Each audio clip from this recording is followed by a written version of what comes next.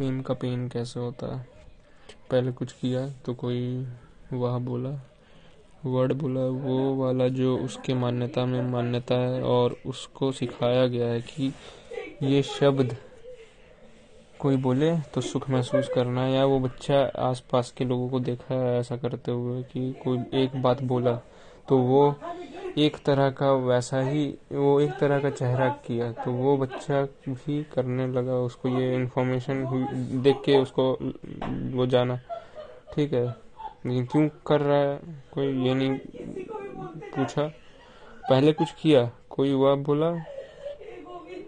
बोला, वो वह क्या है ये भी नहीं जाना, वर्ड बोला, वो वर्ड क्या है मान्यता वाला वो भी नहीं मालूम। और सुख महसूस हुआ तो सुख क्यों महसूस हुआ ये भी नहीं बच्चे को बताया गया, क्योंकि इतना क्वेश्चन वाले लोग ही नहीं थे आसपास उसको समझाने के लिए, सिखाने के लिए। तो फिर वो बच्चा देखा कि और यही करने में अलग अलग चीज करता हूँ, तो यही चीज मैं और ज्यादा करता हूँ कुछ, तो और लोग तारीफ करते हैं, वो वर्ड कहते हैं, ठीक है। जिस तो फिर वो वो देख के करने में, सीखने में और उसको परेशानी होता है। फिर जब वो नहीं कर पाता बच्चा,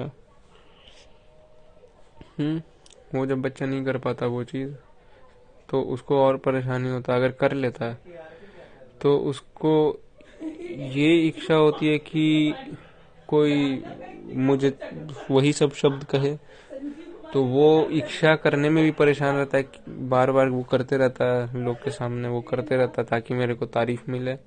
और जब कोई देता है तो सुख महसूस होता है, लेकिन फिर उसके बाद कम हो जाता है तो फिर दुख महसूस होता है कि अब कम हो गया है, अब लोग ज्यादा नहीं दे रहे हैं। तो वो ये समझ लेता है कि शायद मैं कम कर रहा हूँ, इसका इंटेंसिटी को बढ़ा देता हूँ तो शायद लोग और मेरे को ये करेंगे, लोग मेरे को शब्द और तारीफ देंगे, ठीक है, तारीफ करेंगे। तो वो और वो चीज को करता है, कोशिश करने का, तो वो करने में परेशानी फिर रहता है, परेशान रहता है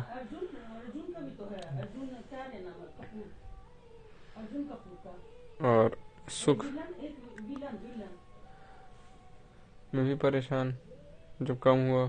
फिर इच्छा करता है तो उसमें परेशानी, तो इच्छा के कारण और कुछ करता है ताकि और उसको तारीफ मिले, वैसा ही वही सब वर्ड मिले बोलने को, कोई मेरे को वही सब वर्ड बोले उसके मान्यता में, जो उसको सुख महसूस होता है, वही सब विचार, लेकिन वो मिलता नहीं है तो फिर कष्ट होता है।